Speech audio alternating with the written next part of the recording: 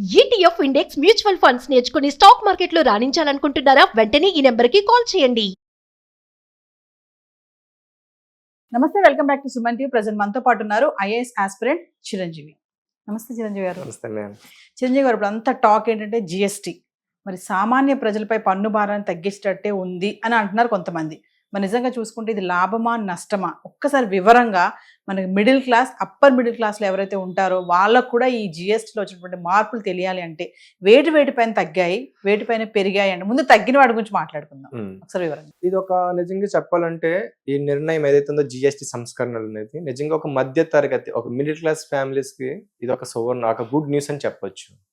ఎందుకు అని చెప్తే కనుక, సో మన నిత్య అవసర సరుకులు ఉంటాయి, లేదంటే మనకి డైలీ వాడే ఏదైనా ఒక ప్రోడక్ట్, డైరీ ప్రొడక్ట్స్ అవనివ్వండి, లేదంటే మన కాస్మోటిక్స్ అవనండి, వీటి మీద కంప్లీట్ గా 0% ట్యాక్స్ వచ్చేసింది. ఈవెన్ ఎడ్యుకేషన్ పర్పస్ మీద ఏదైతే థింగ్స్ ఉంటాయి, నోట్ బుక్స్ కానీ ఇవన్నీ, వాటి మీద కంప్లీట్ 0 ట్యాక్స్ వచ్చింది. సో ఒక విధంగా చెప్పాలంటే గుడ్ న్యూసే మన మధ్య తరగతి ప్రజలకు. ఎందుకంటే కొంతమంది ఏంటంటే మీరు అన్నట్టుగా ఎసెన్షియల్ నీడ్స్ ఏవైతే ఉంటాయో, లైక్ టూత్ పేస్ట్ కానీ, షాంపూ కానీ రెగ్యులర్ గా వాడే వాళ్ళు ఉంటారు, వాటిపైన 0% రావడం అంటే ఇది మామూలు విషయం కాదు. సో ఇటీవల కాలంలో మధ్య తరగతి ప్రజలందరూ డీమార్ట్ ఎక్కువ ప్రిఫర్ చేస్తున్నారు. ఎందుకు అంటే అది ఒక అఫోర్డబుల్ ప్రైజెస్ అక్కడ మనకి ఉంటున్నాయి. కానీ గమనిస్తే సెంట్రల్ జిఎస్టీ అంటున్నారు, స్టేట్ జిఎస్టీ అంటున్నారు. సో అక్కడ మనకి ఈజీగా ఒక 100 రూపీస్ అయితే మనం 10 రూపీస్ అక్కడే మనం పే చేయవలసి ఉంటుంది. ఫర్ ఒక రెస్టారెంట్కి వెళ్తాం, అయితే బావర్చి కానీ మెఫిల్ కానీ వెళ్తాం, అక్కడ కూడా జిఎస్టీ పే చేయవలసి వస్తుంది. ఈజీగా 100 రూపీస్ 10 రూపీస్ పే చేయవలసి వస్తుంది. సో అది ఒక విధంగా బర్త్డేనే, ఒక 2000 అంటే 200 రూపీస్ మనం ఎక్స్ట్రా పే చేయవలసి వస్తుంది ఆబ్వియస్లీగా. సో ఈ లెక్కను చూస్తే కనుక అది మన ఒక మధ్య తరగతి ప్రజలకి ఇది ఒక గుడ్ న్యూసే. అంటే ఇప్పుడు మీరు తగ్గాయని చెప్తున్నారు కదా, ఒకసారి మాట్లాడుకుందామా వేటిపైన తగ్గాయి అంటే? ఆబ్వియస్లీ చెప్పొచ్చు. సో మనకి నిత్యావసర సరుకులు ఉంటాయి. సో ఆ నిత్యావసర సరుకులు ఏంటంటే hair oil, shampoos, toiletry soap bars, toothpaste, toothbrush, shaving creams, వీటిపైన మనకి పాస్ట్ లో అంటే ఇప్పటి వరకు 18% జిఎస్టీ వేసేవాళ్ళు, కానీ అది ఇప్పుడు 5% డిక్రీజ్ అయింది. 18 to 5%. 18 to 5%, అంటే 18 నుంచి 5% తగ్గిందంటే చాలా ఇది మంచి నిర్ణయం అని చెప్పొచ్చు. అలాగే మన daily butter, ghee, cheese, dairy products, so all పాల ఉత్పత్తులు ఉన్నాయో వాటి మీద కూడా 12% ఉండేది, అది ఇప్పుడు 5% కి తగ్గించడం జరిగింది. సో ఇది కూడా గుడ్ న్యూస్ అని చెప్పొచ్చు. సో ఇంకా మన ఇండియాలో చూస్తే ఒక మధ్య తరగతి ప్రజలు ఎవరైతే ఉంటారో వాళ్ళు ఎక్కువ ప్రియారిటీ ఇచ్చేది life insurance and health insurance మీద ఎక్కువ మన వాళ్ళు ఎక్కువ ఇంట్రెస్ట్ చేస్తూ ఉంటారు. సో ఈ నేపథ్యంలో చెప్పాలంటే ఇది ఒక మన కేంద్ర ప్రభుత్వం మంచి నిర్ణయం అని చెప్పాలి. ఎందుకు అంటే ఇప్పుడు కంప్లీట్ జీరో. సో ఇప్పటి వరకు 18% జిఎస్టీ ఉండేది, అది కాస్త ఇప్పుడు కంప్లీట్ గా 0 చేసేసారు. సో దీనివల్ల ఏమవుతుందంటే ఒక మధ్య తరగతి వ్యక్తి ఎవరు ఉంటారో ఈజీగా ఒక క్యాన్సర్ ట్రీట్మెంట్ చేయించుకోవాలన్నా, లేదంటే ఏదైనా ఒక మెడికల్ వెళ్ళి చేయించుకోవాలన్నా సరే అక్కడ జిఎస్టీ 18% భారం తగ్గుతుంది. అలాగే మెడిసిన్ తీసుకోవాలన్నా సరే అక్కడ భారం తగ్గుతుంది. సో ఇది ఒక గుడ్ న్యూస్ అని చెప్పొచ్చు. సో ఇంకా చెప్పాలంటే ఎడ్యుకేషన్, మన ఇండియాలో నవ్ డేస్ ఎడ్యుకేషన్ అనేది ఒక పెద్ద మాఫియా అయిపోయింది. కొనుక్కోవాల్సి వస్తుంది. ఉన్నోడేమో మంచి కార్పొరేట్ స్కూల్ జాయిన్ చేస్తే ఒక మధ్య తరగతి వాడు కూడా ఏం చేస్తున్నారు, తన పిల్లల మంది చదివించాలని చెప్పి కూడా ఒక కార్పొరేట్ లెవెల్ స్కూల్ కి పంపిస్తున్నారు. సో ఈ నేపథ్యంలో చూస్తే మనకి మ్యాప్స్ అని, చార్ట్స్, సో ఏదైతే స్టేషనరీ ఉంటుందో ఆ స్టేషనరీ ఐటమ్స్ మీద 12% జిఎస్టీ ఉండేది, అది కాస్త ఇప్పుడు 0.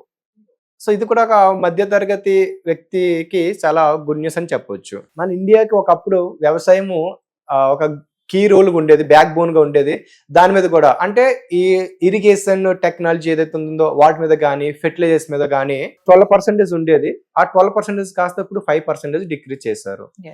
సో ఇంకా అలా చూస్తే ఆటోమొబైల్ సెక్టర్, మన ఇండియాలో ఆటోమొబైల్ సెక్టర్ నోవేడే చాలా డెవలప్ అవుతుంది. ఈవెన్ మన జీడిపిలో కూడా కీరోలు పే చేస్తుంది ఆటోమొబైల్ రంగం. సో ఇందులో చూస్తే పెట్రోల్ కానీ, పెట్రోల్ హైబ్రిడ్ కానీ, ఎల్పిజి లిక్విడ్ పెట్రోలియం గ్యాసెస్ కానీ, లేదంటే సిఎన్జి కానీ, వీటి కార్స్ ఉంటాయి కదా, ఆ కార్స్ మీద జిఎస్టీ 28% ఉండేది, అది కాస్త ఇప్పుడు 18% అయింది. సో ఇక అలాగే మోటార్ సైకిల్స్, అలాగే అంటే ఇప్పుడు మన సిసి ఉంటుంది, అంటే in the sense engine capacity base చేసుకొని ఉంటుంది. సో 1200 cc ఉన్న, 350 cc ఉన్నా సరే వాటికి 28% జిఎస్టీ ఉంటాయి, అది కాస్త ఇప్పుడు 18% కి తగ్గించారు.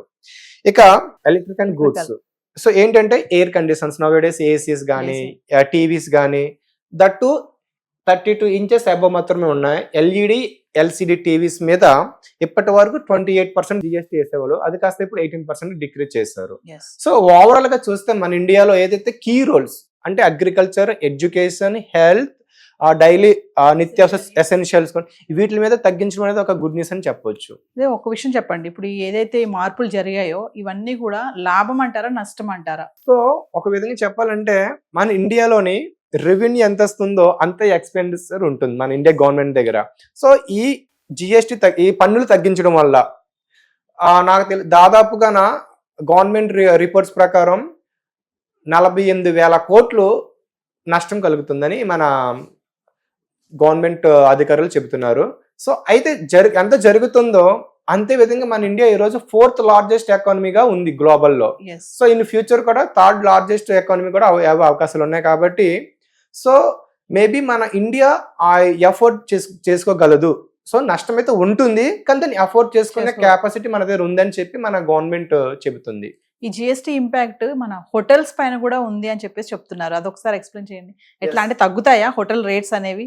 హోటల్ రేట్స్ తగ్గవండి, కానీ సామాన్య ప్రజలకు మాత్రం ఎంతో కొంత మనకు ఉపయోగకరం అవుతుంది. ఎందుకంటే ఫర్ ఒక వాటర్ బాటిల్ కూడా జిఎస్టీ చేస్తున్నారు, ఈవెన్ ఒక సలాడ్ తీసుకుని జిఎస్టీ చేస్తున్నారు. సో అలాంటప్పుడు వాళ్ళకి నష్టం అయి ఉండొచ్చేమో, కానీ సామాన్య ప్రజలకు మాత్రం చాలా లాభం అయితే చేకూరుతుంది. సో చిరంజీవి గారు, ఫైనల్ గా ఇప్పుడు ట్రంప్ తీసుకున్నటువంటి 50% టారిఫ్ ఏదైతే ఉందో, మరి దానికి ఇప్పుడు జిఎస్టీలో వచ్చినటువంటి మార్పులకి ఒకసారి ఏమన్నా వర్సెస్ మాట్లాడుకుంటే? చాలా కనెక్షన్ ఉందండి. ఇదొక నిర్ణయం ట్రంప్ కారణం అయి ఉండొచ్చు. ఎందుకంటే 25%, 50% టారిఫ్స్ మన మీద విధించారు ట్రంప్ గారు.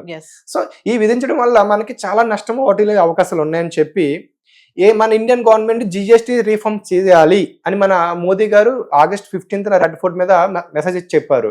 ఈ దేవాళీకి సామాన్య ప్రజలకి నేను ఒక గుడ్ దేవాళీ గిఫ్ట్ గా నేను మీకు ఇస్తున్నానని చెప్పి జిఎస్టీ రీఫార్మ్ తీసుకొచ్చారు. సో ఇది ఆబ్వియస్లీ ట్రంప్ యొక్క ఇంపాక్ట్ అని చెప్పుకోవచ్చు. అంటే ఈ మార్పులన్నీ ఎప్పుడు అమల్లోకి వస్తాయంటారు? ఈ మంత్ సెప్టెంబర్ 22 అంటే ఈ మంత్ 22nd నుంచి మనకి ఇంప్లిమెంట్ అవుతాయి ఏదైతే సంస్కరణలు జరిగాయి ఈ మార్పులు అనేవి. సో చిరంజీవి మీరు అన్నట్టుగానే ఖచ్చితంగా ట్రంప్ తీసుకున్న టారిఫ్ కి దీనికి కనెక్షన్ అంటున్నారు కదా, అంటే ట్రంప్ తీసుకున్న నిర్ణయాలు మనం గతంలో కొన్ని వీడియోలో మాట్లాడుకున్నాం, క్విక్ డెసిషన్స్ అంటారు. అంటే జిఎస్టీ మార్పులకి 50% అంటే ముందు 25% మళ్ళీ అగైన్ 25% చేయడం జరిగింది కదా, అంటే ఎలా అంటారు దీనికి దాని కనెక్షన్? అంటే సో మన ఇండియా నుంచి మేజర్ ప్రొడక్ట్స్ మనకి అక్కడికే వస్తాయి, అక్కడ నుంచి మనకే వస్తాయి ఎలక్ట్రానిక్ గుడ్స్ కానీ ఇంకా అదర్ సర్వీస్ గుడ్స్ కానీ. సో ఈ నేపథ్యం మనకైతే ఎప్పుడైతే మన ఇండియా ప్రొడక్ట్స్ మీద ఈ ఆక్వాటిక్ కానీ లేదంటే జెమ్స్ కానీ వీటి మీద మనకి ఎప్పుడైతే సుంకాలు ఈ టారిఫ్స్ విధించారో మనకి ఇక్కడ ఏమవుతుందంటే ఎక్కువ బర్డెన్ అవుతుంది సామాన్య ప్రజలకు.